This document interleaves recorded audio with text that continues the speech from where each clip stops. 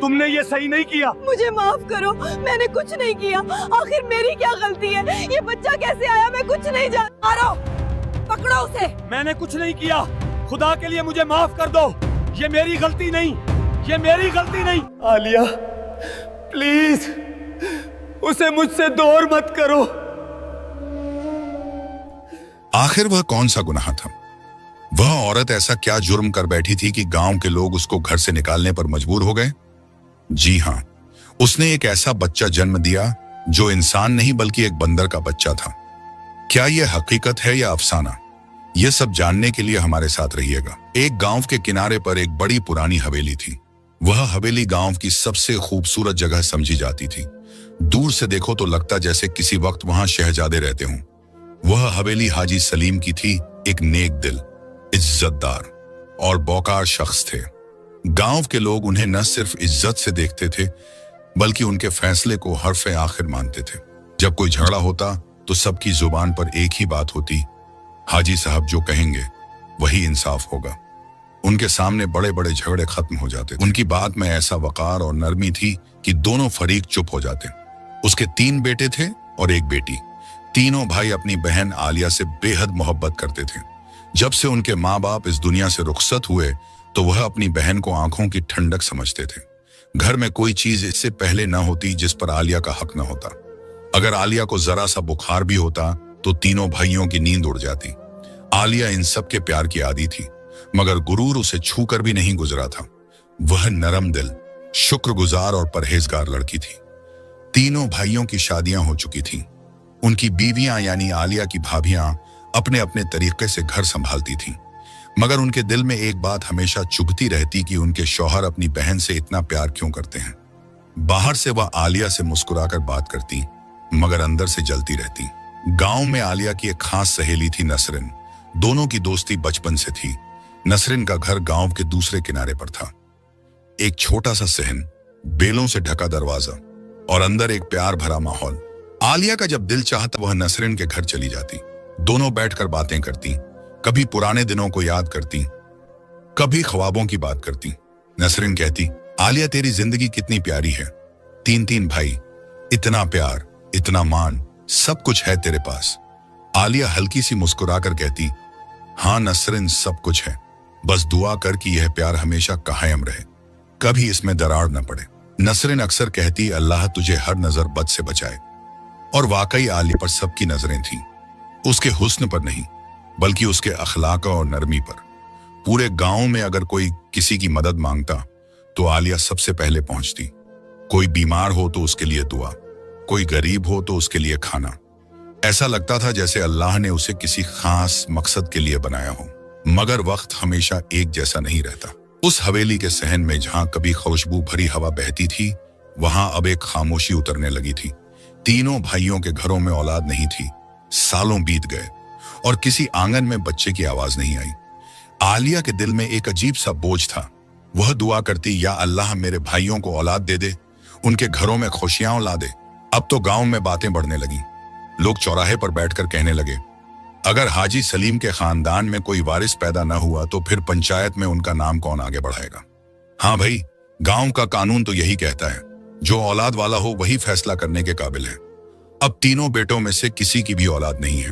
कोई कहता, तीनों बेटे तो हैं मगर पंचायत का वारिस किसको माने। हाजी सलीम कहा करते थे कि मेरे जिस बच्चे के घर में पहले औलाद होगी वही पंचायत संभालेगा। बड़ा भाई अपने दोनों छोटे भाइयों से कहने लगा, हम तीनों की अब्बा ने एक दिन शादी करवाई थी ताकि तीनों में से जिसकी पहली औलाद होगी वही मेरी पंचायत को संभालेगा। मगर अब हमारी शादी को कई साल हो गए, अगर औलाद न हुई तो सब कुछ हाथ से निकल जाएगा। यह बात सबके दिल में कांटे की तरह चुभती थी। अब गांव वालों ने तय किया था कि अब के साल अगर इन तीनों भाइयों में से किसी के यहाँ औलाद न हुई तो सरदारी का हक दूसरे खानदान को दे दिया जाएगा। वह इज्जत जो नस्लों से हाजी सलीम के नाम से जुड़ी थी अब खतरे में थी। एक शाम तीनों भाई सहन में बैठे थे। हवा में नमी थी जैसे बारिश आने वाली हो। सबसे छोटे भाई ने खामोशी तोड़ी, अगर इस साल भी किसी के यहाँ औलाद न हुई तो गांव वालों का फैसला पक्का है, हमारा सब कुछ खत्म हो जाएगा। अब तो हम लोगों ने कोई ऐसा दरबार, कोई फकीर हकीम नहीं छोड़ा मगर नसीब बदलता ही नहीं। इतने में उनके दरवाजे पर दस्तक हुई। नौकर ने दरवाजा खोला तो पता चला कि बाहर एक फकीर रोटी की फरियाद लेकर आया है। बड़े भाई की बीवी जब दरवाजे पर फकीर को रोटी देने गई, फकीर रोटी पकड़ने लगा तो उसने अपने हाथ रोक लिए। वह उस लड़की को देखते ही बोला, बेटी तुम्हारी शादी को 7 साल गुजर गए हैं, मगर तुम्हारे आंगन में किसी बच्चे की किलकारी नहीं सुनी। उसने हैरानी से पूछा, बाबा आपको कैसे पता? फकीर ने नरमी से कहा, बेटी मेरी आंखें इस दुनिया को नहीं, नसीब को देखती हैं। यह दीवारें खुद गवाह हैं कि यहां खुशी ने कितने अरसे से कदम नहीं रखा। वह कुछ बोल ही रही थी कि इतने में अंदर से 2 भाई भी बाहर आ गए। फकीर ने उन्हें देखा, फिर एक लंबा सांस लेकर अपनी लाठी जमीन पर टिकाई और बोले, तुम दोनों के नसीब में भी लिखा जा चुका है कि तुम तीनों भाइयों के घरों में चिराग नहीं जलेंगे। यह सुनकर दोनों भाइयों के कदम लड़खड़ाने लगे। तो फिर फकीर ने कहा, इस खानदान में अब जो बच्चा होगा वह तुम तीनों भाइयों के बटन से नहीं बल्कि तुम्हारी बहन के बटन से होगा। वही बच्चा पंचायत को आगे बढ़ाएगा। यह कहकर फकीर आहिस्ता मुड़ गया। वह हवेली के बड़े दरवाजे से बाहर निकला। तीनों भाई देर तक खामोश खड़े रहे। किसी के पास कोई लफ्ज नहीं था। फकीर के जाने के बाद हवेली के सहन में खामोशी उतर गई। हवा जैसे किसी अनदेखे खौफ से बोझल हो चुकी थी। दरवाजा बंद हो गया, मगर उस फकीर की बातें हवेली की दीवारों में कैद हो गईं। उन तीनों के चेहरों पर हैरत भी थी और परेशानी भी, मगर उनकी आंखों में एक और चीज थी, हसद की चमक। सबसे बड़ी भाभी अपनी देवरानियों से कहने लगी, हमारी नंद का बच्चा वारिस बनेगा। यह कैसा मजाक है? क्या तुम चाहती हो कि हमारी औलाद न हो और किसी दूसरे खानदान का बच्चा आकर हमारे गांव की पंचायत संभाले? यह बात बिल्कुल मुझे हजम नहीं हो रही। एक और बात जो मेरे दिल में चुभ रही है, हमारे शौहर तो वैसे ही अपनी बहन पर जान निछावर करते हैं, फिर उसके बच्चे को भी वही इज्जत देंगे। अब अगर वाकई उसकी औलाद हो गई और हमारी ना हुई, तो सोचो वह औलाद दूसरे खानदान की कहलाएगी और हुकूमत करेगी हमारे खानदान पर। यह कैसे हो सकता है? यह तो हमारे मुंह पर तमाचा होगा। तीनों भाभियां देर तक सरगोशियां करती रहीं। तीनों भाभियां अब दिन रात अपने अपने शौहरों के कान भरने लगी। पहले तो तीनों भाई उनकी बातों को हंसी में टालते रहे, मगर वक्त के साथ वही बातें उनके दिलों में उतरने लगी। दिन गुजरे तो सोचों ने जाल बुन लिया। हर भाई के दिल में अब एक ही ख्याल था, अगर वाकई हम बे औलाद रहे तो लोग हमें न मर्द समझेंगे। बड़ी भाभी ने एक दिन तीनों भाइयों को कहा, पड़ोसी गांव में एक साधु बाबा रहते हैं। लोग कहते हैं उनके पास हर दर्द की दवा है और जो उनके पास जाता है वह खाली हाथ नहीं लौटता। तुम सब एक बार साधु बाबा के पास जाकर तो देखो, वह जरूर कोई ना कोई ऐसा हल बताएंगे जिससे हम लोगों का मसला हल हो जाएगा। फिर तीनों भाई अगली सुबह सवेरे ही निकल पड़े। सूरज अभी पूरी तरह निकला भी नहीं था और रास्ता भी सुनसान था। वह तीनों खामोशी से चलते गए। दिलों में उम्मीद भी थी और डर भी। आखिर जब वह उस दूसरे गांव पहुंचे तो एक दरख्त के नीचे साधु बाबा को बैठा पाया। बाबा के गर्द धुएं की हल्की सी लपेट थी, हाथ में माला, आंखें बंद। तीनों भाई अदब से आगे बढ़े। बड़े भाई ने झुककर कहा, बाबा हम बहुत परेशान हैं। और फिर आहिस्ता आहिस्ता उसने सारा वाक़े जो था ना वह उस साधु को सुनाया। बाबा ने आहिस्ता से आंखें खोली। उनकी निगाहें जैसे सीधी दिल के अंदर उतर गईं। कुछ देर वह खामोश रहे, फिर धीरे से बोले, तुम लोग खुशहाली और औलाद चाहते हो ना? तीनों ने एक साथ हाँ में सर हिलाया। बाबा ने लंबी सांस ली और कहा, फिर सुन लो, तुम्हारे नसीब का दरवाजा तभी खुलेगा जब तुम अपनी बहन की बलि दोगे। तुम तीनों की किस्मत उसकी जान से बंधी है। जब वह कुर्बान होगी तभी तुम्हारे घरों में बच्चों की किलकारियां गूंजेंगी। यह सुनकर तीनों के चेहरों का रंग उड़ गया। कोई बोल न सका। वह हैरान भी थे, खौफजदा भी। कुछ लम्हों बाद वह चुपचाप वापस पलटे। रास्ते भर किसी ने एक दूसरे से बात नहीं की। जब वह घर पहुंचे तो बीवियों ने लपक कर पूछा। बड़े भाई ने भारी आवाज में बाबा साधु की सारी बात उन्हें बताई। यह सुनकर भाभियां चौंकी, मगर उनकी आंखों में खौफ से ज्यादा एक चमक थी। अगली सुबह तीनों भाई और उनकी बीवियां बैठे हुए आपस में बातें कर रहे थे। बड़ी भाभी ने कहा, अगर बाबा ने जो कहा है वह सच है तो फिर हमें देर नहीं करनी चाहिए। हम सब की खुशियां इसी में हैं। छोटे भाई ने घबरा कर कहा, नहीं भाभी, आप क्या कह रही हैं? वह हमारी बहन है। हम उससे जान से भी ज्यादा प्यार करते हैं। हम ऐसा जुल्म नहीं कर सकते। बड़ा भाई चुप रहा, मगर उसकी आंखों में उलझन थी। तब उसकी बीवी आहिस्ता से बोली, सोचो जरा, अगर एक की कुर्बानी से सबके घरों में खुशियां आ जाएं, तो क्या यह बुरा है? लोग तुम तीनों पर हंस रहे हैं कि तुम्हारे यहाँ कोई औलाद नहीं, और रही अगर अब भी कुछ न किया तो खानदान की इज्जत भी खत्म हो जाएगी। फिर दूसरे भाई ने कहा कि अब हमें यह कदम उठाना ही होगा, कह देंगे कि हमारी बहन किसी के साथ भाग गई है, वक्त के साथ सब भूल जाएंगे। यह फैसला इन भाइयों के लिए जैसे किसी ने तलवार से काट कर रख दिया हो। अब इन सब के चेहरों पर दुख नहीं बल्कि एक अजीब सा सुकून आ गया। ऊपर कमरे में बेखबर आलिया कुरान की तिलावत कर रही थी। उसके चेहरे पर नूर और दिल में सुकून था। बाहर उसके अपने भाई उसकी तकदीर का फैसला कर रहे थे और वह अंदर अपने रब के सामने सर झुकाए दुआएं मांग रही थी उन्हीं के लिए। फिर एक दिन आलिया के तीनों भाई सुबह सवेरे दरवाजे पर आए। बड़े भाई ने मुस्कुराकर कहा, आलिया, आज हम तुम्हें जंगल की सैर करवाने ले चलते हैं। बहुत दिन हो गए तुम कहीं बाहर नहीं गई। आलिया के चेहरे पर खुशी की चमक उतर आई। वह बोली, सच भैया, मैं तो कब से कह रही थी, जरूर चलते हैं। तीनों भाइयों ने एक दूसरे की तरफ देखा, जैसे किसी छिपी बात पर इशारा किया हो। कुछ देर बाद वे सब जंगल की तरफ निकल पड़े। रास्ते में दरख्तों की शाखों से धूप छन छन कर जमीन पर पड़ रही थी। परिंदे चहक रहे थे। आलिया खुशी से सब देखती जा रही थी। कभी फूल तोड़ती, कभी पत्थरों पर कदम रखकर आगे बढ़ती, मगर उसके पीछे तीनों भाइयों के चेहरों पर अजीब सी खामोशी छाई हुई थी। चलते चलते जब वे जंगल के अंदर गहराई तक पहुंचे तो छोटे भाई ने आहिस्ता से बड़े भाई के कान में कहा, भैया, मैं तो अपनी बहन को अपने हाथों से मार नहीं सकता, मेरा दिल नहीं मानता। बड़ा भाई रुक गया। उसने धीमी आवाज में कहा, ऐसा तो मैं भी नहीं कर सकता, कोई ना कोई तरीका तो निकालना होगा। साधु बाबा ने जो कहा वह हम अब टाल नहीं सकते। वे दोनों सोच में डूबे चलते रहे कि अचानक आगे एक पुराना सा कुआं नजर आया। कुएं के चारों तरफ जड़ी बूटियां उगाई थीं और पानी नीचे बहुत गहरा दिख रहा था। आलिया खुशी से बोली, भैया, वह देखो कुआं, मुझे बहुत प्यास लगी है, जरा मुझे वहां से पानी निकालने दो और देखती हूं कि उससे मैं भी पानी निकाल सकती हूं या नहीं। तीनों भाइयों ने एक दूसरे की तरफ देखा। नजर में एक लम्हे का फैसला छुपा था। बड़े भाई ने कहा, हाँ हाँ, क्यों नहीं, जा निकाल लो। आलिया ने डोल रस्सी पर बांधा और आहिस्ता आहिस्ता नीचे डाला। जब वह पानी खींचने लगी तो अचानक उसके कदम जरा फिसले और फिर जैसे किसी ने जोर सा धक्का दिया हो एक चीख की आवाज गूंजी, आ, फिर सन्नाटा। तीनों भाई चंद लम्हे कुएं के किनारे खड़े रहे, एक दूसरे को देखा। उनके चेहरों पर सुकून छा गया। फिर बड़े भाई ने धीमी आवाज में कहा, चलो बस हो गया। तीनों ने हल्के से शोर मचाने का नाटक किया, अरे बचाओ, कोई है, हमारी बहन गिर गई।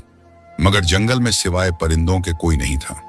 कुछ देर बाद वह चुपचाप वापस मुड़ गए। रास्ते भर न किसी ने कुछ कहा न सुना। उनके दिलों में बोझ था मगर चेहरे पर अजीब सा सुकून, जैसे एक बड़ा बोझ उतार दिया हो। जब वह हवेली वापस पहुंचे तो उनकी बीवियां दरवाजे पर मुंतजिर खड़ी थीं। बड़े भाई ने आहिस्ता से कहा, हो गया, हमने अपनी बहन की बलि दे दी। अब देखते हैं कब खुशहाली आती है, कब औलाद होती है। तीनों भाभियां एक दूसरे को देखने लगी। उनके चेहरों पर मुस्कुराहट थी, आंखों में इत्मीनान। एक बोली, अब तो हमारे रास्ते साफ हैं, अब देखना अल्लाह करम करेगा। यूं वक्त गुजरता गया। दिन महीनों में बदले मगर किसी के घर से बच्चों की किलकारी न सुनाई दी।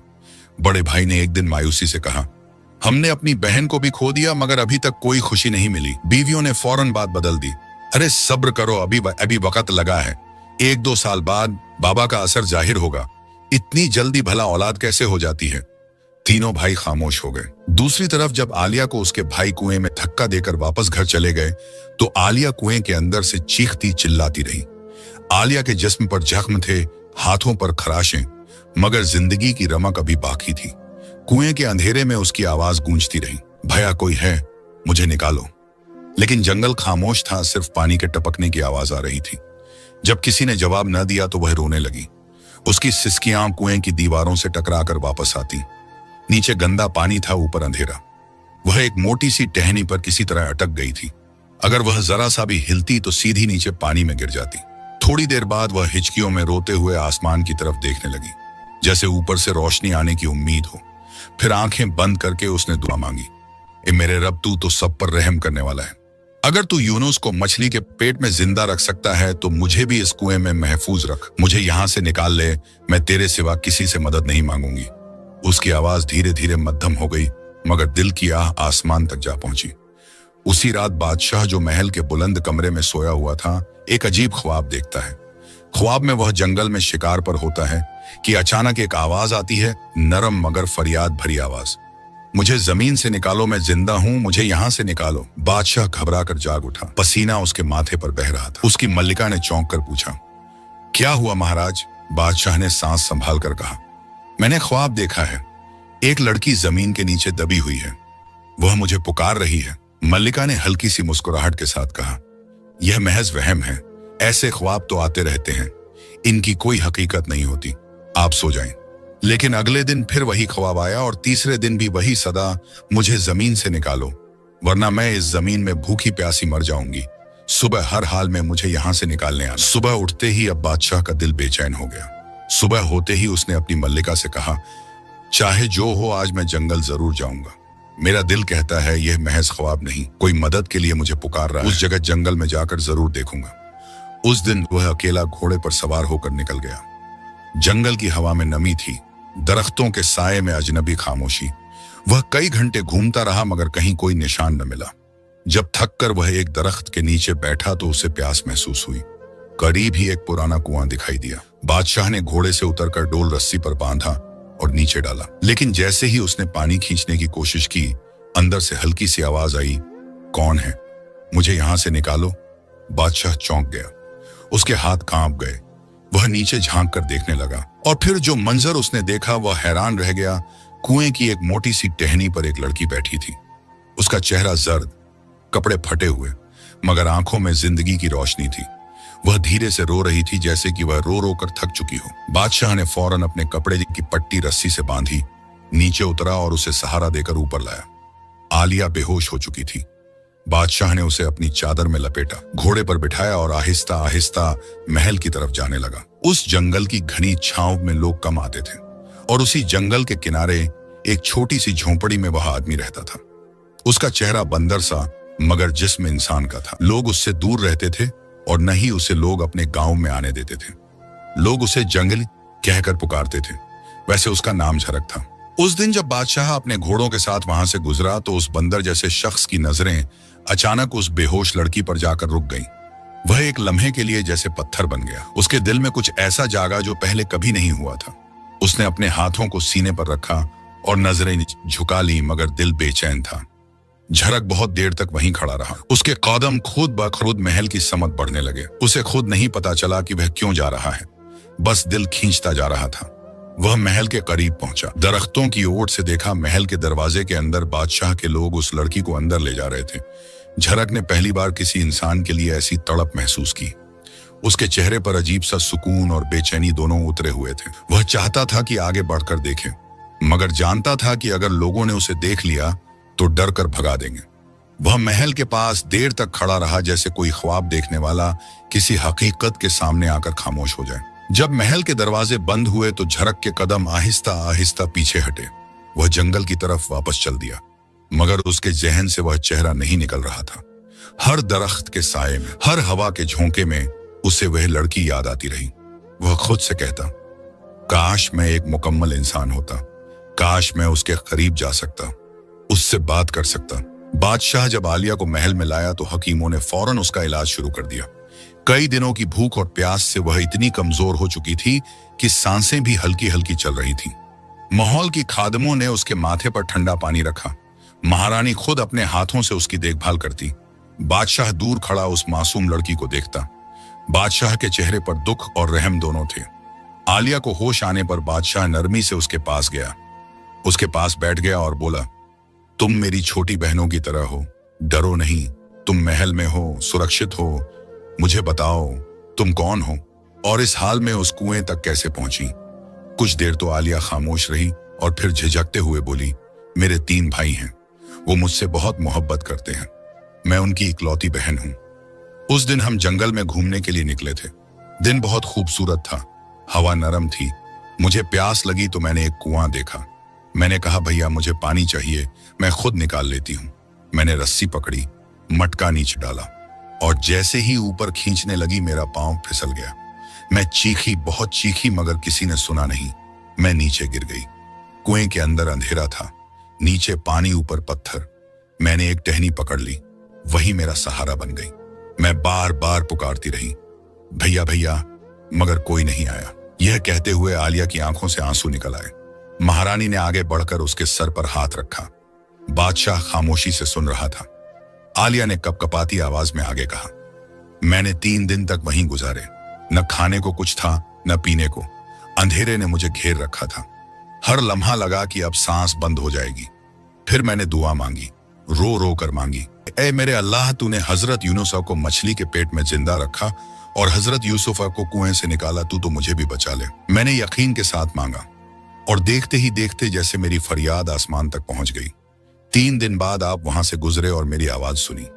शायद यही अल्लाह की मर्जी थी कि आप ही मेरे लिए वसीला बने। इस पर बादशाह ने कहा, देखो बहन, तुम्हारी दुआ कबूल हुई और तुम सुरक्षित हो। अल्लाह ने तुम्हें बचाया और हमें बात है सबाब बनाया। तुम अब हमारे पास रहो जब तक तुम्हारा घर, तुम्हारे लोग मिल नहीं जाते और तुम पूरी तरह सेहतयाब नहीं हो जाती। आलिया के लबों पर हल्की सी मुस्कुराहट आ गई। अभी आलिया को महल में आए सिर्फ 2 दिन ही गुजरे थे। वो महल के आंगन में नरमी से चलती फिरती थी। कभी स्तंभों पर लगी नक्शो निगार को देखती, कभी रोशनी के खेल में खो जाती। उस दौरान बादशाह ने उसे देखा और मुस्कुराकर बोला, बेटी आलिया, तुम्हें यहाँ किसी झिझक की जरूरत नहीं। ये महल तुम्हारा ही घर है। जिस तरह तुम्हारे 3 भाई थे, उसी तरह अब तुम मुझे भी अपना चौथा भाई समझो। अगर दिल घबरा रहा हो तो मेरी बेटी और एक दासी के साथ हमारे शाही बागीचे में चली जाओ। वहां की हवा तुम्हें ताजगी देगी। आलिया ने अदब से सर झुकाकर कहा, जी बादशाह सलामत, ठीक है। थोड़ी देर बाद वह बादशाह की बेटी और एक दासी के साथ शाही बाग में गई। बाग बहुत विस्तृत और खूबसूरत था। नरम हरी घास, रंग बिरंगे फूल और चारों तरफ खुशबू ही खुशबू। तरह तरह के फल पेड़ों पर लटके हुए थे। आलिया के चेहरे पर पहली बार एक सच्ची मुस्कुराहट आई। वह आगे बढ़ी, एक शाख से सेब तोड़ा और मोहब्बत से देखने लगी। फिर उसने पक्षियों का एक झुंड देखा। चिड़िया और फाख्ता कबूतर सब घास पर बैठकर उसके पास चहकने लगे। आलिया ने मुस्कुराकर कहा, आओ मेरे प्यारे परिंदों, मैं तुम्हें दाना डालती हूं। उसने दासी से दाने का प्याला लिया और नरम हाथों से पक्षियों के सामने बिखेरने लगी। उसी लम्हे अचानक झाड़ियों के पीछे से एक साया उभरा, अजीब सा डरावना मगर मानवीय शक्ल में। उसका शरीर इंसान का था मगर चेहरा बंदर जैसा था। वह तेजी से आगे आया और आलिया के हाथ से दाने वाला प्याला छीनकर पीछे कर लिया और बादशाह की बेटी दोनों डरकर चीखें मारती हुई पीछे हट गईं और भागती हुई महल की तरफ भाग गईं। अब वहां सिर्फ आलिया और वह बंदर नम्मा शख्स बाकी रह गए। आलिया भी उसे देखकर डर से कांप रही थी। आलिया ने अपने कांपते हुए हाथों को काबू में किया। उसकी आंखों में डर के साथ साथ गुस्सा भी था। वह बोली, तुमने यह क्या किया? ये परिंदे भूखे थे, इनका क्या कसूर था? क्या तुम्हें थोड़ा भी रहम नहीं आता? वह शख्स एक लम्हे के लिए खामोश रहा, फिर उसकी आवाज भारी और गहरी निकली, अगर तुम्हें इन परिंदों से इतनी मोहब्बत है तो मैं उन्हें अभी दाना दे देता हूं, मगर एक शर्त पर। आलिया ने भौहें चढ़ाई। कौन सी शर्त? वह मुस्कुराया, एक खौफनाक अजीब सी मुस्कान। अगर तुम मेरी झोंपड़ी में चलो, मेरे साथ रहो और मुझसे शादी करो, तब मैं इन परिंदों को दाना दूंगा। आलिया ने हैरानी और गुस्से से कहा, क्या तुम्हारा दिमाग खराब हो गया है क्या? तुम्हें पता भी है तुम क्या कह रहे हो? तुम एक जंगल में रहने वाले जंगली हो ना, पूरा इंसान न पूरा जानवर। और मैं एक इज्जतदार लड़की हूं, तुम्हारे जैसे किसी जंगली से शादी? हरगिज नहीं। उसने हाथ में जो दाने थे एक झटके से जमीन पर फेंक दिए और धमकी से कहा, अगर तुम परिंदों की परवाह करती हो तो ठीक है, या तो तुम मेरे साथ चलो और मेरी बीवी बनो, या मैं इन सबको मार डालूंगा। मैं यह करने से बाज नहीं आऊंगा। यह सुनकर आलिया के सीने में एक ठेस सी उठी। उसके होंठ कांप रहे थे, दिल जोर जोर से धड़क रहा था। सामने बेजुबान छोटे छोटे परिंदे थे। उसने जोर से अपनी आंखें बंद की और बंदर नुमा शख्स से कहा कि ठीक है, मुझे तुम्हारी शर्त मंजूर है। उधर महल में बादशाह की बेटी और दासी दोनों घबरा कर महल पहुंची। वह कांपते हुए बादशाह के करीब आईं और बेतरतीबी से बोलने लगी, हजूर, वह लड़की जंगल में, वहां एक अजीब सा बंदर नुमा आदमी आया था और वह उस लड़की को लेकर न जाने कहां चला गया। यह सुनकर बादशाह ने फौरन अपने सिपाहियों को हुक्म दिया कि जंगल में जाकर देखा जाए। सिपाहियों ने सारा जंगल छान मारा, मगर उन्हें न तो वह लड़की मिली और न ही बंदर नुमा वह शख्स नजर। उधर वह बंदर नुमा शख्स आलिया से शादी कर लेता है। आलिया उससे कहने लगी, अब तुमने मुझसे शादी तो कर ली है, अब मुझे तुम यह बताओ कि तुम मुझे रखोगे कहां? तो वह मुस्कुराकर कहने लगा कि तुम उसकी फिक्र मत करो, मेरा एक गांव है और उस गांव में मेरा घर है, मेरी माँ है, तो मुझे घर में मेरी माँ के साथ रहोगी। झरक ने आलिया का हाथ थामकर जंगल की घाटियों से होते हुए अपने गांव की तरफ चल दिया। आलिया के दिल में बेकरारी थी। कभी वह पीछे मुड़कर देखती, कभी आगे उस खस्ता हाल रास्ते को। झरक खामोश रहा बस कदम आगे बढ़ाता जा रहा था। कुछ देर बाद वह एक छोटा सा गांव दिखाई दिया। मिट्टी के कम नमी वाले घरों की सफ, बेलों की लगी हुई झोंपड़ियां और सामने एक कमजोर सा आंगन। झरक वहां रुक गया और कहा, यह मेरा घर है, मेरी माँ इसी में रहती है। झरक ने दरवाजा खटखटाया। अंदर एक बूढ़ी औरत बैठी थी, चेहरा झुर्रियों से भरा मगर आंखों में तेज रोशनी थी। वह झरक की माँ थी। जब उसने आलिया को देखा तो पहले तो आंखों में ताज्जुब आया, फिर थोड़ी सख्ती से बोली, यह कौन है? तो झरक बोला, यह हमारी बीवी है आलिया। माँ, अब तुम इसका अच्छे से ख्याल रखना। आलिया ने कमरे में चारों तरफ निगाह दौड़ाई। दीवारें सादा थीं, छोटे से बिस्तर पर फटे पुराने कंबल पड़े थे और बर्तन की जगह खाली थी। एक मटके में सिर्फ पानी भरकर रखा हुआ था, उसके अलावा और कुछ भी दिखाई न दिया। वह उधर उधर देखकर बोली, झरक, मुझे बहुत भूख लगी है। यहाँ तुम्हारे घर खाने का क्या बंदोबस्त है? तुम खुद क्या खाते हो? झरक ने मुस्कुराते हुए जवाब दिया, तुम उसकी फिक्र न करो, मैं बताता हूं कि हम किस तरह गुजारा करते हैं। उधर हमारे घर में कुछ भी खाने को नहीं बनता। जो कुछ गांव वालों के घर में अच्छा बनता है, मैं चुपके से वहां से ले आता हूं। वह चोरी किया हुआ खाना मैं और मेरी माँ रात को ले आते हैं और हम दोनों खा लेते हैं, और उसमें से जो रात को कुछ बच जाता है उसे सुबह खा लेते हैं। आलिया की आंखों में शर्मिंदगी और दुख का मिला-जुला तासुर था। झरक ने नरम लहजा अपनाया और आगे कहा, अब जब तुम मेरे साथ हो तो तुम्हें भूख की फिक्र नहीं करनी होगी। मैं तुम्हारे लिए भी ऐसा ही करके लाऊंगा। जहां अच्छा खाना नजर आएगा मैं चोरी करके लाऊंगा। तुमको खुद पकाना या किसी सख्ती का सामना नहीं करना पड़ेगा, बस तुम आराम करो। अब आलिया और बंदरनुमा शख्स झरक की जिंदगी आहिस्ता आहिस्ता करके दिनों में ढल गई थी। हर सुबह सूरज की किरणों के साथ वह छोटा सा कच्चा घर जाग उठता। इसी तरह कई दिन गुजर गए। आलिया दिन के ज्यादा हिस्से में अकेली रहती, मगर उसके दिल में हमेशा एक ही ख्याल रहता, यहां से भाग जाना। वह बार बार कोशिश करती, कभी दरवाजे के करीब जाती, कभी किसी दरख्त के साये में छुपने की तरकीब सोचती, मगर झरक की माँ उस पर कड़ी निगरानी रखती थी। इसीलिए वह मायूस होकर फिर वापस उसी घर में बैठ जाती। एक दिन शाम के वक्त आलिया ने कहा, झरक, मेरा आज मछली खाने को बहुत दिल चाह रहा है। पता नहीं क्यों मछली की खुशबू और जायका याद आ रहा है। क्या तुम मेरे लिए कहीं से ला सकते हो? झरक ने मुस्कुराकर कहा, अगर तुम्हारा दिल चाह रहा है तो तुम फिक्र ना करो, मैं जरूर ले आऊंगा। देखता हूँ गांव में किसी के घर मछली बनी हुई है, वहां से थोड़ा सा चुरा लाऊंगा, और अगर न मिली तो बाहर के तालाब से पकड़ कर ले आऊंगा। तुम इंतजार करना, मैं आता हूँ। यह सुनकर आलिया के दिल में एक उम्मीद जागी। उसे अंदाजा था कि झरक मछली लाने में पूरा दिन लगा देगा, यही मौका था। जैसे ही झरक गया, आलिया ने दिल ही दिल में अल्लाह से दुआ की और भागने की तैयारी करने लगी। देर गुजरी, बुढ़िया माँ कमरे के दरवाजे पर आई। उसने देखा कि आलिया जल्दी जल्दी कुछ बांध रही है। वह करीब आई और नरमी से बोली, बेटी कहाँ जा रही हो? मत जाओ, तुम नहीं जानती जो तुम देख रही हो वह सच नहीं है। मेरा बेटा ऐसा नहीं है जैसा तुम समझती हो। आलिया की आंखों में आंसू भर आए, मगर वह रुकी नहीं। उसने आहिस्तगी से जवाब दिया, माँ जी, आप बहुत अच्छी हैं, मगर मैं अब यहाँ नहीं रह सकती। मैंने कभी सोचा भी नहीं था कि मेरी जिंदगी का यह हाल होगा। मैं हूं और मुझे एक जानवर नुमा शख्स के साथ जिंदगी नहीं गुजारनी। मुझे माफ कर दीजिए, मगर मुझे जाना होगा। बुढ़िया ने उसका हाथ थामने की कोशिश की, मगर आलिया ने अपना हाथ खींच लिया। बुढ़िया की आंखों में खौफ, इल्तिजा थी। बेटी, तुम्हें नहीं मालूम जो तुम सोच रही हो। मेरा बेटा वैसा नहीं है जैसा तुमने देखा है। मगर आलिया अब सुनने के मूड में नहीं थी। उसके कदम कांप रहे थे, मगर दिल में फैसला मजबूत था। वह दरवाजे से बाहर निकली और पीछे बुढ़िया की लरजती आवाज गूंजी, मत जाओ बेटी, तुम नहीं जानती सच क्या है। आलिया ने बुढ़िया की बात सुनी तो उसके दिल में कुछ और ही खटकने लगा। वह रुक जाती है और कहती है, सच क्या है? आखिर तुम मुझे यहाँ से जाने क्यों नहीं देती? बेटी, मैं तो एक कमजोर बूढ़ी औरत हूँ। जब से तुम यहाँ आई हो मुझे भी जीने का सहारा मिल गया है, और मेरा बेहतर? वह तलखी से हंसी, क्या मेरी कैद बेहतर है? मेरी आजादी, मेरा घर सब मुझसे छीन कर तुम कहती हो कि यह बेहतर है? बढ़िया खामोश रही। आलिया कुछ देर उस बढ़िया को देखते हुए बोली, अगर आप सच नहीं बताना चाहती तो ठीक है, अब मैं यहीं रहकर सच जान लूंगी। इस पर बढ़िया भी खुश हुई। मगर अब आप एक काम करें, मेरे लिए एक जोड़ा कहीं से ले आइए। ये देखिए, मेरे कपड़े फट चुके हैं। बढ़िया ने उसकी तरफ देखा। ठीक है बेटी, मैं अभी ले आती हूँ। किसी के घर से तुम यहीं रहना।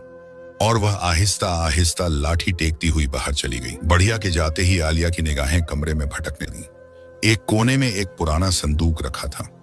वह झुककर उसे खोलने लगी और जैसे ही ढक्कन उठाया तो उसके अंदर न जाने कौन सी ओट पाटंग चीजें पड़ी हुई थीं। फिर अचानक उसके जहन में एक ख्याल आया। वह जल्दी से एक पुरानी चादर निकालती है, बढ़िया के कपड़े पहनती है, चेहरे पर राख लगाती है, कुछ जड़ी बूटियों से अपने चेहरे पर झुर्रियों के निशान बना लेती है। अब जब वह आईने के सामने खड़ी हुई तो वह खुद आलिया नहीं बल्कि ठीक हो अपनी सास जैसी बढ़िया लग रही थी। अब देखती हूँ झरक कैसे पहचानता है। वह चूल्हे के पास जाकर बैठ गई, चूल्हे पर पानी रखा और बढ़िया की तरह आहिस्ता आहिस्ता बर्तन हिलाने लगी। कुछ देर बाद बाहर से कदमों की तेज चाप सुनाई दी। दरवाजा जोर से खुला और झरक अंदर आया। हाथ में मछली पकड़े हुए खुशी से कहने लगा, आलिया देखो मैं तुम्हारे लिए मछली लेकर आया हूँ। जब उसने हर तरफ देखा कि उसे आलिया नजर नहीं आई तो वह गुस्से से आग भगोला हो गया और अपनी माँ को गुस्से से बोला, अम्मा मेरी बीवी कहाँ गई? कहाँ है वो आलिया? तुमने उसे देखा? उसकी आवाज गुस्से से कांप रही थी। आलिया ने अपनी आवाज बदलकर भारी लहजे में कहा, बेटा मैं क्या बताऊं, वो तो अभी यहीं थी, पानी लेने गई थी जंगल की तरफ। झरक चीखने लगा, मैंने कहा था उसे अकेला मत छोड़ना, अगर वह मुझे न मिली तो मैं सब कुछ तहस नहस कर दूंगा। आलिया सर झुकाकर बैठी रही। बेटा तुम क्यों फिक्र करते हो, वो आ जाएगी, अब तो वह तुम्हारे साथ खुश है। झरक ने लाठी उठाई और गुस्से से जमीन पर मारी। मैं खुद जाकर ढूंढता हूं और तू भी जाकर कहीं तलाश कर। यह सुनकर आलिया खुश होती है और उसके जाते ही वह खुद भी यहां से निकल जाती है और अब वह अपने गांव की तलाश में थी। भागते भागते वह उसी कुएं के पास आ जाती है जहां से उसकी यह कहानी शुरू हुई थी। जब वह कुएं के पास पहुंची तो वह खुश होती है कि अब वह जल्द ही अपने गांव में पहुंच जाएगी। चलते चलते उसके पांव जख्मी हो गए थे। आखिरकार वह अपने भाइयों के घर में पहुंच जाती है। जब आलिया अपने घर के दरवाजे पर पहुंची तो शाम का वक्त था। उसने आहिस्ता आहिस्ता कदम बढ़ाए, घर के आंगन में दाखिल हुई तो दरवाजे पर बैठी उसकी बड़ी भाभी के हाथों से चक्की रुक गई। दरमियानी भाभी के हाथ से पानी का घड़ा छूटकर जमीन पर गिर गया और सबसे छोटी भाभी के लबों से सिर्फ एक दबी सी आवाज निकली, यह तो आलिया है। आलिया को देखते ही तीनों भाई दौड़ते हुए उसके पास आए। आलिया उनके सामने थी, चेहरा जर्द, लिबास मैला, आंखों में थकन मगर दिल में सुकून। वह एक लम्हे के लिए चुप रही, फिर अचानक उसके आंसुओं की झड़ी लग गई। वह अपने बड़े भाई के सीने से लगकर फूट फूट कर रो पड़ी। बड़े भाई के हाथ लरजने लगे। अल्लाह तेरा शुक्र है, हम तो समझे थे कि तू डूब गई, तू हमसे बिछड़। दरमियानी भाई ने कहा, बहना हमने सारा जंगल छान मारा मगर तेरा कोई सुराग नहीं मिला, हमें लगा किस्मत ने हमसे तुझे छीन लिया। आलिया ने हिचकियों के बीच अपनी बीती हुई सारी कहानी कह सुनाई। मैं वहां से तो बच गई मगर किस्मत मुझे कहां ले गई। फिर मैं एक ऐसे शख्स के हत्थे चढ़ गई जो इंसान के रूप में बंदर था। मैंने जो देखा, जो सहा, वह मैं लफ्जों में नहीं कह सकती। तीनों भाइयों के चेहरों पर हैरत और दुख फैल गया। उनके कारण उनकी बहन को इतना कुछ सहना पड़ा तो तीनों भाइयों के आंसू थमने का नाम ही नहीं ले रहे थे। उनके दिलों पर वह बोझ था जो कई महीनों के पछतावे से भी भारी था। उसके बड़े भाई ने अपनी बहन को कमरे में भेज दिया ताकि वह अपनी हालत ठीक कर सके। बड़े भाई ने गहरी सांस ली और अपने दोनों छोटे भाइयों की तरफ देखकर कहा, हमने अपनी बहन के साथ वह जुल्म किया जो शायद दुश्मन भी न करे।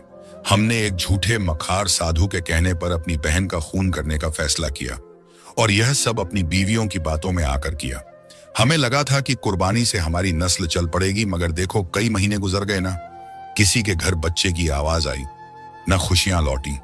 अल्लाह ने हमारे हाथ खाली कर दिए क्योंकि हमने नाहक खून का इरादा किया था। फिर दूसरा भाई बोला, हमने अपनी बहन को खोकर सीखा कि औलाद, रिस्क, खुशियां, यह सब किसी साधु के हाथ में नहीं होते, यह सब सिर्फ अल्लाह के इख्तियार में है। अगर हमारी किस्मत में औलाद होती तो अल्लाह खुद हमें दे देता, किसी झूठे बाबा की नहीं, अपने रहम की बदौलत। मगर हम अंधे हो गए अपनी बीवियों की साजिशों में, अपने नफ्स की ख्वाहिश में और सबसे बढ़कर अपनी बहन की मोहब्बत भूल गए। यह सुनकर तीनों भाभियां जो कोने में खड़ी थीं एक दूसरों की तरफ देखने लगी। तब बड़े भाई ने उनकी तरफ मुड़कर मजबूत लहजे में कहा, सुन लो तुम तीनों, हमने तुम लोगों की बातों में आकर अपनी बहन को खो दिया था। अब अगर तुम में से किसी ने भी हमारी बहन के मामले में जरा सी भी दखलंदाजी की, यह घर तुम्हारे लिए नहीं रहेगा। हम अब अपनी बहन के साए पर भी आंच नहीं आने देंगे। तीनों भाभियां जो कभी गुरूर से सर उठाए फिरती थीं, अब सर झुकाकर खामोश खड़ी रह गईं। उनकी जबानों से एक शब्द न निकला क्योंकि वे जानती थीं कि उनके हाथों ने एक ऐसा गुनाह करवाया था जिसकी तलावी अब किसी भी सूरत संभव नहीं। आलिया को महल आए हुए अभी 2 दिन ही हुए थे। वह अपने कमरे में चुपचाप बैठी थी, चेहरे पर उदासी और आंखों में परेशानी साफ झलक रही थी। उसके तीनों भाई जब कमरे में आए तो उन्होंने देखा कि उनकी बहन किसी गहरी सोच में डूबी बैठी है। बड़ा भाई आगे बढ़ा और नरमी से बोला, बहना तुम क्यों इतनी परेशान हो? अब तो तुम अपने घर में हो, हमारे पास हो, तुम्हें फिक्र करने की कोई जरूरत नहीं। आलिया की आंखों से आंसू बहने लगे। धीरे से बोली, भाई मुझे बहुत डर लग रहा है। ये डर मुझे हर वक्त सताता है। मुझे खौफ है कि कहीं वह बंदरनुमा शख्स फिर ना आ जाए, क्योंकि मैं अब भी उसके निकाह में हूं। कोई कुछ भी कहे, वह मुझसे रिश्ता बना चुका है। यह सुनकर तीनों भाइयों के चेहरे गुस्से से लाल हो गए। बड़ा भाई फौरन उठ खड़ा हुआ और दीवार पर लटकी तलवार को हाथ में लेकर बोला, बहना तुम फिक्र न करो। अगर वह शैतानी शख्स तुम्हारे पास आया तो हम तीनों भाई मिलकर उसे ऐसी मौत देंगे कि आगे वह किसी भी मासूम लड़की के साथ जोर जबरदस्ती और ऐसा जुल्म करने की हिम्मत न करेगा। दूसरे भाई ने कहा, चलो अभी चलकर उस कमीने को ढूंढकर सबक सिखाते हैं। तीनों भाई अपनी बहन को साथ लेकर झरक के घर पहुंचे। घर का दरवाजा आधा खुला हुआ था। बड़े भाई ने दरवाजा धक्का दिया। अंदर दाखिल हुए तो वहां सिवाय बूसीदा बर्तन और पुराने कपड़ों के कुछ न था। फिर तीनों भाई झरक के घर के बाहर खड़े हो गए और अपनी बहन से कहने लगे कि बहन बताओ, यही उसका घर है तो फिर वह कहाँ गया?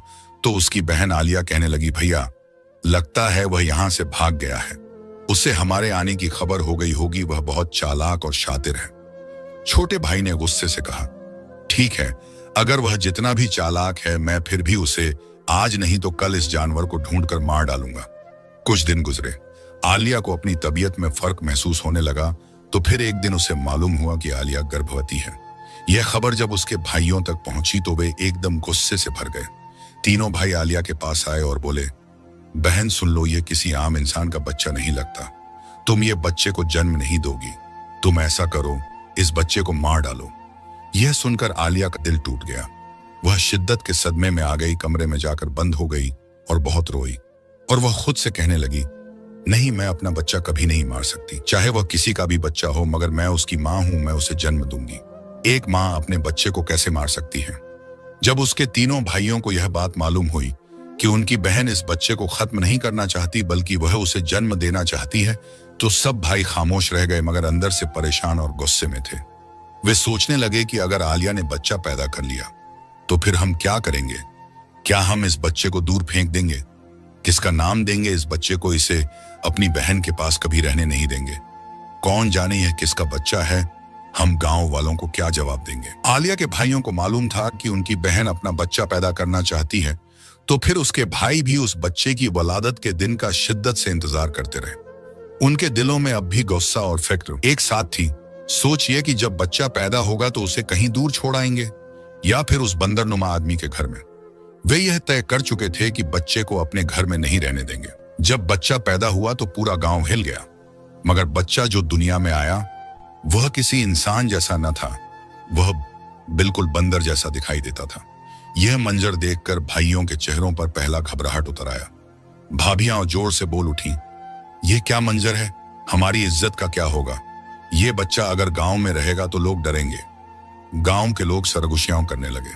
कुछ कहने लगे, देखो आलिया ने शायद किसी जानवर के साथ रिश्ता रखा था, इसीलिए तो उसका बच्चा बंदर जैसा आया है। कुछ नफरत भरे अंदाज में बोले, यह हमारे सारे गांव के लिए शर्मिंदगी है। तीनों भाई सर झुकाए खामोशी से गांव वालों की बातें सुनते रहे। आलिया को मालूम था कि उसके भाई इस बच्चे से बहुत परेशान हैं। वह चाहते थे कि यह बच्चा उसके बाप के घर छोड़ दिया जाए, मगर आलिया मां थी और वह किसी कीमत पर अपना बच्चा किसी को देने को तैयार न थी।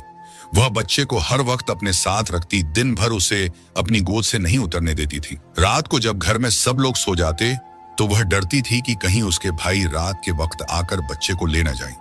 इसलिए वह दरवाजा अंदर से बंद करके बच्चे को अपने साथ कमरे में ही सुलाती थी। वह जानती थी कि भाई इस बच्चे को उसके पास नहीं रहने देंगे, इसलिए वह सख्त एहतियात करती और बच्चे को अपने करीब रखकर रखती थी।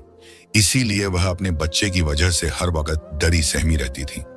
बच्चा आहिस्ता आहिस्ता बड़ा होने लगा तो उसकी हरकतें इंसानों जैसी ही थीं और वह बोलता भी इंसानों की तरह था। वह समझदार भी था। एक दिन सारे घर वाले एक साथ बैठकर खाना खा रहे थे तो वह भी उनके बीच आकर खाली प्याली उठाकर खाना मांगने लगा। यह देखकर छोटे भाई का गुस्सा फट पड़ा। वह चिल्लाया कि तुमको मैंने कितनी बार कहा है कि हमारे बीच आकर खाना खाने की कोई जरूरत नहीं। अगर तुमने दोबारा ऐसा किया तो मैं तुम्हें जान से मार दूंगा। और बंदर अब समझदार हो गया था, इसलिए वह अच्छा बुरा समझ सकता था।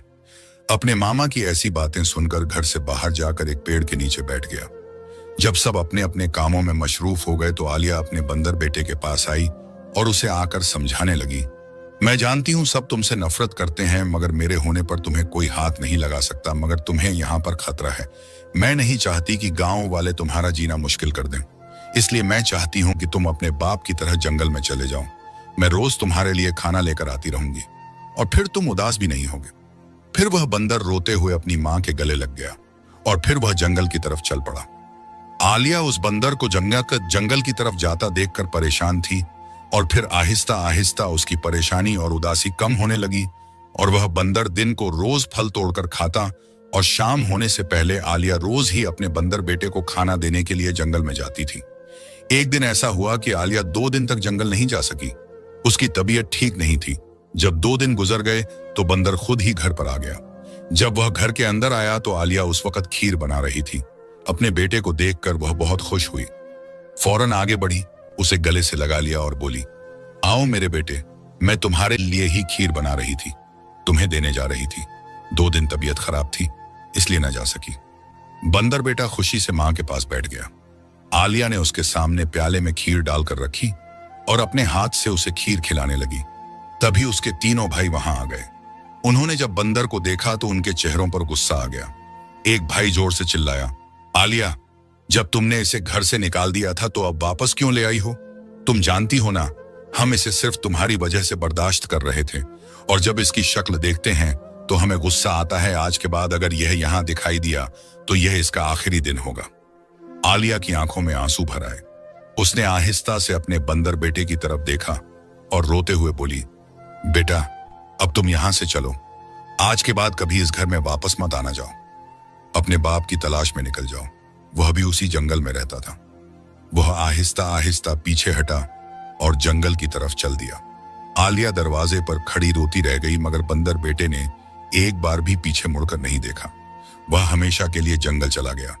अब वह फल तोड़कर खाता, दरख्तों पर रात गुजारता, दिन होता तो अपने बाप की तलाश में निकल जाता। कई दिन गुजर गए मगर उसे अपना बाप कहीं नहीं मिला। एक दिन वह बंदर सा बच्चा जंगल में थक कर घूमता घूमता एक छोटी सी झोपड़ी के पास पहुंचा। शाम थी तो उसने सोचा कि आज यही सो जाऊंगा। जब वह झोपड़ी के करीब गया तो किसी की हल्की सी आवाज आई। वह डर कर छिप गया। अंदर से एक बंदर नम्मा इंसान निकला। वही झरक था। झरक ने झोपड़ी के अंदर चारों तरफ देखा तो घास के नीचे कुछ छिपा हुआ महसूस हुआ। उसने कहा, बाहर आओ, मैं तुम्हें कुछ नहीं कहूंगा। तुम बंदर हो और यहां क्यों छिपे हो? बंदर बच्चा डरता हुआ बाहर आया और जब बंदर बच्चे ने बोलना शुरू किया तो उस बंदर नन्मा शख्स का हैरानी से मुंह खुल गया कि यह तो बंदर होकर बिल्कुल इंसानों की तरह बोलता है। उस बंदर नम्मा शख्स ने उस बंदर बच्चे से कहा कि बताओ तुम कौन हो, कहां से आए हो, तुम्हारे माँ बाप कहाँ हैं? तो बंदर बच्चा आंखों में आंसू लिए कहने लगा, मेरी माँ ने मुझे घर से निकाल दिया है। मैंने कई दिन अपने बाप को ढूंढा मगर कहीं नहीं मिला। जरा हैरानी से फिर पूछा कि तुम्हारी माँ ने तुम्हें घर से क्यों निकाला और तुम्हारा बाप कहाँ है? वह बंदर बच्चा बोला कि मेरी माँ के भाई मुझे स्वीकार नहीं करते क्योंकि मेरी माँ इंसान है और मैं बंदर का बच्चा हूँ। गांव वाले भी मुझे मारते हैं, ताने देते हैं, धक्के देते हैं। इसीलिए मेरी माँ ने मुझे कहा कि जाओ जंगल में जाकर अपने बाप के पास रहो और अब मैं कई दिनों से अपने बाप को तलाश कर रहा हूँ। इतना सुनते ही उस बंदर शख्स को सब समझ में आ गया। उसने बच्चे को गौर से देखा, फिर पुकार कर बोला, मैं ही तुम्हारा बाप हूँ। मैंने भी तुम्हारी माँ को बहुत ढूंढा मगर नहीं मिल सकी। बच्चा हैरान होकर बोला, अगर आप ही मेरे बाप हैं तो आपका शरीर इंसान जैसा है और चेहरा बंदर जैसा क्यों है? ये कैसे हुआ? झरक ने कुछ देर चुप रहकर कहा, बेटा, ये बहुत लंबी कहानी है, तुम अभी नहीं समझ पाओगे। वह बंदर नमा शख्स ने कहा, बेटा, क्या तुम मुझे अपनी माँ के पास ले चलोगे? मुझे उसे मिलना है। बंदर बच्चा बोला, हाँ, मैं आपको ले चलूंगा। फिर वे दोनों बाप बेटा वहां से गांव की तरफ गए जहां आलिया रहती थी। जब वे उनके घर के पास पहुंचे तो देखा कि उसके तीनों भाई बाहर ही खड़े हैं। वे दोनों चुपचाप उन्हें देखने लगे। बंदर बच्चे ने कहा, ये तीनों मेरी माँ के भाई हैं, हमें इनसे छिपना है। अगर उन्होंने हमें देख लिया तो ये हम दोनों को जान से मार डालेंगे। हमें यहां से चल देना चाहिए, नहीं तो कोई हमें देख लेगा। तभी एक भाई ने उन्हें देख लिया और उस भाई ने तुरंत तीर चलाया, पर वह तीर दोनों पर नहीं लगा, तीर हवा में कहीं निकल गया। झरक और उसका बेटा तुरंत वहां से भाग खड़े हुए। फिर दूसरे भाई दौड़ते हुए वहां पहुंचे और गुस्से से पूछा, तुम किस पर तीर चलाकर हमला कर रहे हो? पहले भाई ने हाँफते हुए कहा, मैंने यही देखा, एक बड़ा बंदर नमा आदमी और उस बंदर बच्चे को देखा जिसे हमने घर से निकाला था। भागते हुए वे दोनों जंगल में अपनी झोपड़ी के पास पहुंचे। बंदर नमा शख्स ने अपने बंदर बच्चे से कहा, बेटा तुम सही कहते हो, इन इंसानों में कोई इंसानियत नहीं है, हम दोनों वहां फिर कभी नहीं जाएंगे। वह तब तक वहां नहीं जाएंगे जब तक लोग खुद हमें अपने पास नहीं ले लेंगे। देखना एक दिन ऐसा आएगा कि वे खुद हमें अपने पास रखेंगे। फिर वे दोनों उठे और दूसरे गांव की तरफ चल दिए जहां उसका छोटा सा घर था और उसकी मां रहती थी। वे घर में आए तो उस शख्स ने मां को सब कुछ बता दिया और बच्चे को दिखाया। मां ने जब बच्चे को देखा तो चौंक कर बोली, हे मेरे भगवान, ये क्या हुआ? ये तो बिल्कुल बंदर है मेरे बेटे को। ये सजा कब तक मिलेगी? सजा कब खत्म होगी? एक दिन बंदर बच्चा बोला अपने अब्बा और दादी से कि मैं जंगल जाकर फल और सब्जियां ले आऊंगा, फिर हम सब मिलकर खाएंगे। वह खुश होकर जंगल के लिए निकला। रास्ते में वह फल तोड़ रहा था कि वहां पर शिकारी छिपा हुआ था। बंदर गुजरता हुआ उसी की तरफ पहुंचा। शिकारी ने जाल बिछाया था और बंदर बच्चा बेखबर उसी जाल में फंस गया। शिकारी खुश हुआ और बोला, चलो खाली हाथ जाने से तो अच्छा है कि इस बंदर को बेचकर कुछ पैसे मिल जाएंगे। वह शिकारी इस बंदर को बेचने के इरादे से पास आया और यह बंदर बच्चा इंसानों की तरह शोर मचाने लगा कि मुझे छोड़ दो, मैं अपने पापा के पास जाना चाहता हूं। उसकी आवाज किसी इंसान की तरह थी जो पूरे जंगल में गूंज रही थी। आवाज इतनी दर्द भरी थी कि जंगल के एक कोने में एक नेक बुढ़ा जो आमीन नमा बुजुर्ग दरख्त के नीचे इबादत में मशगूल थे। वे चौंक गए। उन्होंने आंखें खोली और आवाज की तरफ देखा। जब वे वहां पहुंचे तो देखा कि एक शिकारी के हाथ में रस्सी से बंधा एक बंदर बच्चा है, मगर वह बंदर इंसानी भाषा में फरियाद कर रहा है। यह नजारा देखकर वे बुजुर्ग हैरान रह गए। बुजुर्ग आगे बढ़कर शिकारी से बोले, उसे छोड़ दो, यह कोई आम बंदर नहीं लगता। शिकारी बोला, साहब यह तो एक बंदर है, मैं इसे बेचकर कुछ पैसे कमा लूंगा।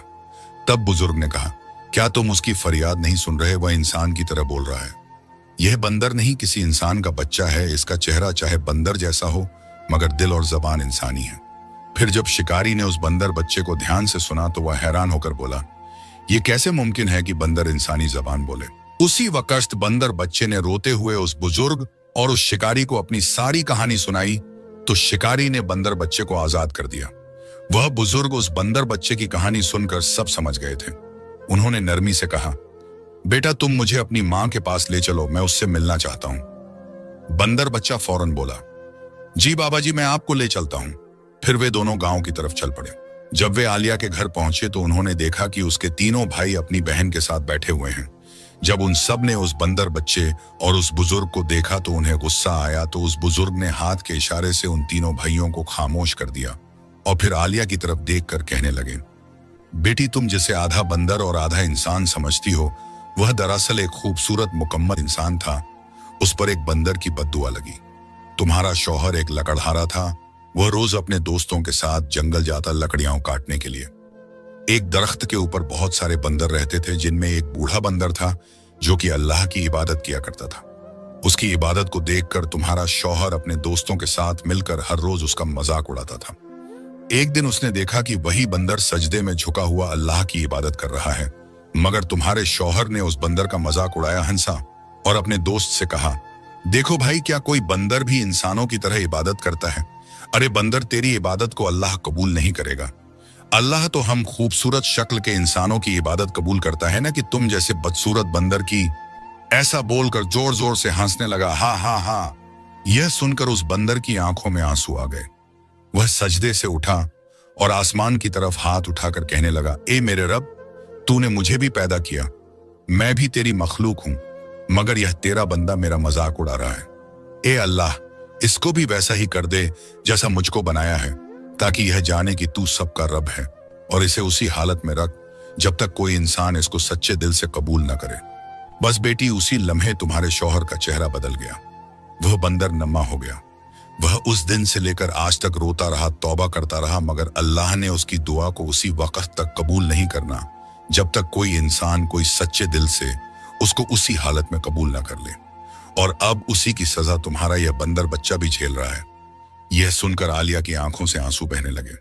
उसने अपने बंदर बेटे को गले से लगाया तो उस बुजुर्ग ने नरमी से कहा, बेटी, अगर तुम अपने शौहर को अपने सच्चे दिल से उसी हालत में कबूल कर लो तो यकीन करो अल्लाह की रहमत बहुत बड़ी है। आलिया ने आंसू साफ किए और आसमान की तरफ देखा। उसकी जबान पर बस एक ही बात थी, अगर यही मेरी आजमाइश है तो मैं इसको भी कबूल करती हूँ, चाहे ये इंसान बने या ना बने, मैं इसे उसी हालत में कबूल करती हूँ, क्योंकि मेरा बेटा भी तो बंदर है मगर मैं उसे दिल से अपना बेटा मानती हूँ। इसी तरह मैं उसके बाप को भी कबूल करती हूँ, चाहे जैसा भी है, मुझे दोनों बाप बेटे उसी हालत में मंजूर हैं। आलिया के भाइयों ने जब अपनी बहन की आंखों में अपने बेटे और शौहर का दर्द देखा तो वे भी खामोश हो गए। आलिया ने अपने बेटे का हाथ पकड़ा और सीधी उस झोपड़ी की तरफ चली गई जहां बंदर नम्मा शख्स अपनी मां के पास परेशान बैठा हुआ था। जब आलिया ने दरवाजा खोला तो अंदर वही बुढ़िया और उसका बंदर नमा बेटा परेशान बैठे हुए थे।